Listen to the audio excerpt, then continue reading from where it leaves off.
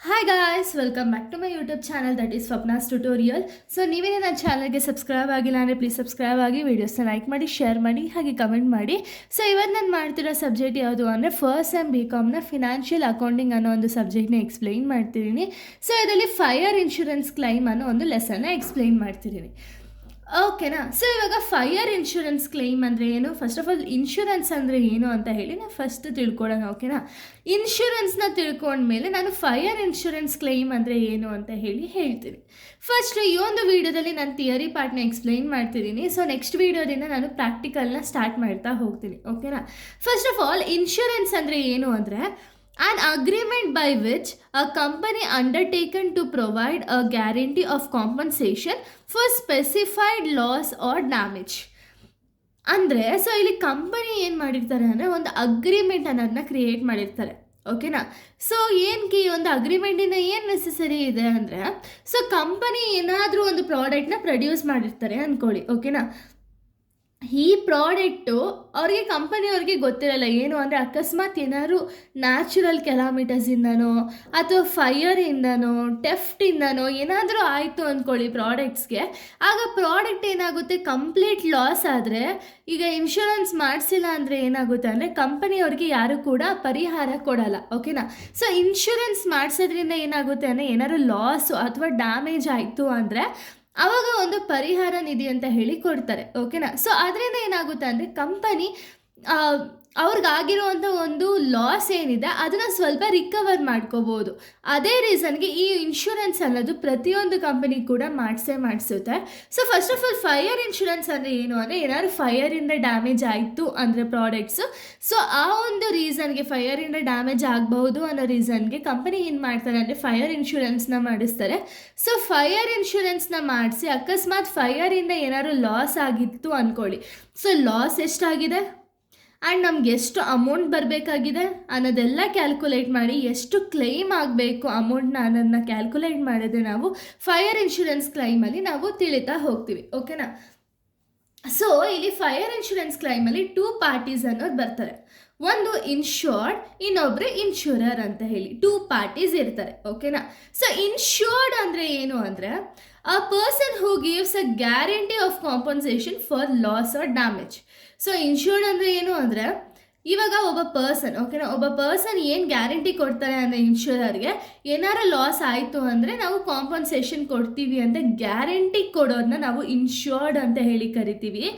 ಅದೇ ಇನ್ಶೂರರ್ ಅಂದರೆ in return of the insurer will pay the premium. ಅಂದರೆ ಇವಾಗ 2 ಪರ್ಸನ್ಸ್ ಇರ್ತಾರೆ ಅಂದ್ಕೊಳ್ಳಿ. ಓಕೆನಾ. ಇವ್ರ ಹೆಸರು ಇನ್ಶೂರ್ಡ್, ಇವ್ರ ಹೆಸರು ಇನ್ಶೂರರ್. ಓಕೆನಾ. ಸೊ ಇನ್ಶೂರರ್ ಏನು ಮಾಡ್ತಾರೆ ಅಂದರೆ ಇನ್ಶೂರ್ಡ್ ಹತ್ರ ಒಂದು ಅಗ್ರಿಮೆಂಟ್ ಅದನ್ನು ಪರ್ಚೇಸ್ ಮಾಡ್ತಾರೆ. ಇವರು ಬಿಸ್ನೆಸ್ ರನ್ ಮಾಡ್ತಿರೋರು ಇನ್ಶೂರರು. ಸೊ ಅಕಸ್ಮಾತ್ ಏನಾದ್ರು ಲಾಸ್ ಆಯಿತು ಅಂದರೆ ನೀವು ಒಂದು ಲಾಸ್ಗೆ ಕಾಂಪನ್ಸೇಷನ್ ಆಗೋ ಥರ ಒಂದು ಪರಿಹಾರ ಕೊಡಿ ಅಂತ ಹೇಳಿ ಒಂದು ಅಗ್ರಿಮೆಂಟ್ ಪ್ರಿಪೇರ್ ಮಾಡ್ಕೊಳ್ತಾರೆ. ಸೊ ಅಕಸ್ಮಾತ್ ಏನಾದರೂ ಲಾಸ್ ಆಯಿತು ಅಂದರೆ ಆ ಪರಿಹಾರ ತಗೊಳ್ತಾರೆ. ಇನ್ ರಿಟರ್ನ್ ಇನ್ಶೂರರ್ ಏನು ಮಾಡ್ತಾರೆ ಅಂದರೆ ಪ್ರೀಮಿಯಮ್ ಅನ್ನನ್ನು ಕಟ್ತಾರೆ. ಓಕೆನಾ. ಪ್ರೀಮಿಯಮ್ ಅನ್ನನ್ನು ಪೇ ಮಾಡ್ತಾರೆ. ಅಕಸ್ಮಾತ್ ಲಾಸ್ ಏನಾರು ಆಯಿತು ಅಂದರೆ ಅಮೌಂಟ್ ಬೇಕಲ್ವ, ಇವಾಗ ಯಾರು ಕೂಡ ಅವ್ರ ಕೈಯಿಂದ ಕೊಡಲ್ಲ. ಸೊ ಅದಕ್ಕೆ ಇವರು ಏನು ಮಾಡ್ತಾರೆ ಅಂದರೆ ಪ್ರೀಮಿಯಮ್ ಕಟ್ತಾ ಹೋಗ್ತಾರೆ. ಅಕಸ್ಮಾತ್ ಏನಾರು ಡ್ಯಾಮೇಜ್ ಆಯಿತು ಅಂದರೆ ಇನ್ಶೂರೆನ್ಸ್ನ ಕ್ಲೈಮ್ ಮಾಡ್ಕೋಬೋದು. ಓಕೆನಾ. ಸೊ ಇದು 2 ಪಾರ್ಟೀಸ್, ಇನ್ಶೂರ್ಡ್ ಮತ್ತು ಇನ್ಶೂರರ್ ಅಂತ ಹೇಳಿ 2 ಪಾರ್ಟೀಸ್ ಬರ್ತಾರೆ. Next policies to cover different losses. ಏನೇನು ಲಾಸಸ್ ಇದ್ದರೆ ನಾವು ಕವರ್ ಮಾಡ್ಕೋಬೋದು ಈ ಒಂದು ಫೈರ್ ಇನ್ಶೂರೆನ್ಸಿಂದ ಅಂದರೆ first loss of stock by fire. ಆಗಲೇ ಹೇಳ್ದಂಗೆ ಏನಾದರೂ ಒಂದು stock, it may be fixed goods ಆಗಿರ್ಬೋದು ಅಥವಾ ಇಟ್ ಮೇ ಬಿ ಯಾವುದೇ ಒಂದು ಫಿಕ್ಸ್ಡ್ ಗುಡ್ಸು ಅಥವಾ ಕರೆಂಟ್ ಅಸೆಟ್ಸು, ಆ ಥರದ್ದು ಏನೋ ಒಂದು ಅಸೆಟ್ಸ್ ಏನಾದ್ರು ಲಾಸ್ ಆಯಿತು, ಅದು ಫೈರಿಂದ ಲಾಸ್ ಆಯಿತು ಅಂದರೆ ಆವಾಗ ಪಾಲಿಸಿ ಅನ್ನೋದನ್ನ ಕ್ಲೈಮ್ ಮಾಡ್ಕೋಬೋದು. Next loss of fixed assets ಅಂದರೆ ಯಾವುದಾದ್ರು ಫರ್ನಿಚರ್, ಲ್ಯಾಂಡ್ ಆ್ಯಂಡ್ ಬಿಲ್ಡಿಂಗ್, ಇದು ಏನಾದರೂ ಫೈರಿಂದ ಏನಾದರೂ ಲಾಸ್ ಆಯಿತು ಅಂದರೆ ಆವಾಗಲೂ ಕೂಡ ಈ ಒಂದು ಇನ್ಶೂರೆನ್ಸ್ ಅನ್ನೋದನ್ನ ನಾವು ಕ್ಲೈಮ್ ಮಾಡ್ಕೋಬೋದು. ಓಕೆನಾ. The company can claim the amount by showing the loss by the fire. So ಯಾವ ರೀತಿ ಕ್ಲೈಮ್ ಮಾಡ್ಕೋಬೋದು ಅಂದರೆ ಕಂಪನಿ, ಸೊ ಫೈರಿಂದ ಏನೋ ಒಂದು ಡ್ಯಾಮೇಜ್ ಆಗಿ ಲಾಸ್ ಆಗಿದೆ ಅಂತ ಹೇಳಿ ತೋರಿಸಿ ಕಂಪನಿ ಏನು ಮಾಡ್ಬೋದು ಅಂದರೆ ಅಮೌಂಟನ್ನು ಕ್ಲೈಮ್ ಮಾಡ್ಕೋಬೋದು. ಓಕೆನಾ? ಸೊ ಇದು policies to cover the different losses ಅಂತ. Next claim for loss of stock by fire. ಯಾವ ರೀತಿ ಕ್ಲೈಮ್ ಮಾಡಬೇಕು ಅಮೌಂಟ್ನ ಅಂದರೆ, first one estimation of stock on the date of fire. First ನಾವೇನು ಮಾಡಬೇಕು ಅಂದರೆ, ಇವಾಗ ಯಾವುದೋ ಒಂದು ಫೈರಿಂದ ಆಕ್ಸಿಡೆಂಟ್ ಆಗಿದೆ ಅಂದ್ಕೊಳ್ಳಿ, ಆಯಿತಾ? ಇಷ್ಟಿರೋ ಗೂಡ್ಸಲ್ಲಿ ಇಷ್ಟು ಪಾರ್ಟ್ ಆಫ್ ಗೂಡ್ಸ್ ಡ್ಯಾಮೇಜ್ ಆಗಿದೆ, ಆಯಿತಾ, ಫೈರಿಂದ. ಸೊ ಇವಾಗ ನಾವೇನು ಮಾಡಬೇಕು, ಇವಾಗ ನಾವು ಇಷ್ಟು ಅಮೌಂಟ್ನ ನಮಗೆ ಬರಬೇಕಲ್ವಾ, ಫೈರಿಂದ ಅಲ್ವಾ ನಮಗೆ ಲಾಸ್ ಆಗಿರೋದು. ಕಂಪನಿ ಫೈರ್ ಇನ್ಶೂರೆನ್ಸ್ ಏನಾದ್ರು ಮಾಡಿಸಿದ್ರು ಅಂದರೆ, ಸೊ ಅವಾಗೇನು ಮಾಡಬೇಕು ಅಂದರೆ, ಫಸ್ಟ್ ಆಫ್ ಆಲ್ ಇವಾಗ ನಾವು ಇಷ್ಟು ಗೂಡ್ಸು ಅಂತ certain amount of goods loss ಆಗಿದೆ ಅಂತ ಹೇಗೆ ಹೇಳ್ತೀವಿ, ಅದು ಹೇಳೋದಕ್ಕೂ ಒಂದು ಪ್ರೊಸೀಜರ್ ಅನ್ನೋದು ಬೇಕಿರುತ್ತಲ್ವಾ. ಸೊ ಅದಕ್ಕೆ ಕಂಪನಿ ಏನು ಮಾಡಬೇಕು ಅಂದರೆ, ಫಸ್ಟ್ ಎಸ್ಟಿಮೇಷನ್ ಮಾಡಬೇಕಾಗುತ್ತೆ. ಎಷ್ಟು ಗೂಡ್ಸ್ ಅನ್ನೋದಿತ್ತು ಒಂದು ಕಂಪನಿಯಲ್ಲಿ ಫೈರ್ ಅಟ್ಯಾಕ್ ಆದಾಗ, ಎಷ್ಟು ಗೂಡ್ಸ್ ಇತ್ತು ಅಂತ ಹೇಳಿ ಫಸ್ಟ್ ಎಸ್ಟಿಮೇಟ್ ಮಾಡಬೇಕಾಗುತ್ತೆ. ಓಕೆನಾ?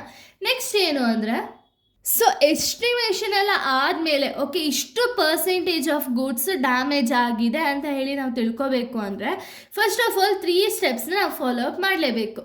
ಸೊ ಈ 3 ಸ್ಟೆಪ್ ಬೇಸಿಸ್ ಮೇಲೆ ನಿಮಗೆ ಏನು ಕೊಡ್ತಾರೆ ಅಂದರೆ ಪ್ರಾಬ್ಲಮ್ಸ್ ಅನ್ನೋದನ್ನ ಕೊಡ್ತಾ ಹೋಗ್ತಾರೆ. ಓಕೆನಾ? ಸೊ ಈ ಫೈರ್ ಇನ್ಶೂರೆನ್ಸಲ್ಲಿ ನಿಮಗೆ ಇದೇ 3 ಅಕೌಂಟ್ನ ನೀವು ಪ್ರಿಪೇರ್ ಮಾಡೋದು. ಒಂದು ಟ್ರೇಡಿಂಗ್ ಅಕೌಂಟ್, ಇನ್ನೊಂದು ಮೆಮೊರಾಂಡಮ್ ಟ್ರೇಡಿಂಗ್ ಅಕೌಂಟ್, ಇನ್ನೊಂದು statement of fire insurance claim under the average class.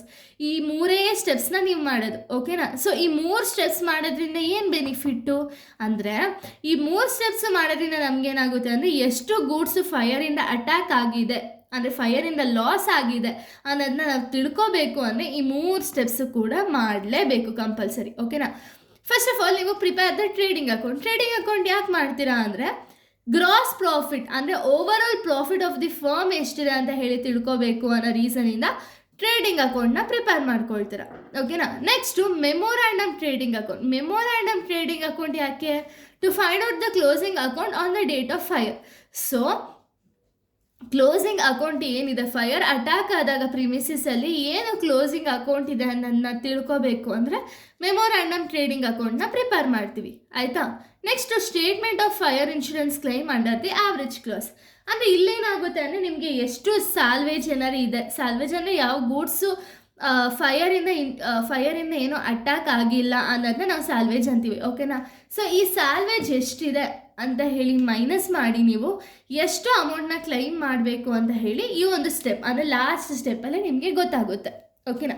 So ಇಷ್ಟು ಕೂಡ ಒಂದು ಥಿಯರಿ ಪಾರ್ಟ್ ಆಗಿದೆ. ನೆಕ್ಸ್ಟ್ ವೀಡಿಯೋದಲ್ಲಿ ನಾನು ಫಸ್ಟ್ ಪ್ರಾಬ್ಲಮ್ನ ಎಕ್ಸ್ಪ್ಲೈನ್ ಮಾಡ್ತೀನಿ. ತುಂಬ ಈಸಿ ಇದೆ ಈ ಪ್ರಾಬ್ಲಮ್ಸ್ ಅನ್ನೋದು. ಸೊ ನೆಕ್ಸ್ಟ್ ವೀಡಿಯೋದಲ್ಲಿ ನಾನು ಫಸ್ಟ್ 2 ಪ್ರಾಬ್ಲಮ್ನ ಎಕ್ಸ್ಪ್ಲೈನ್ ಮಾಡ್ತೀನಿ. So thank you guys, thanks for watching.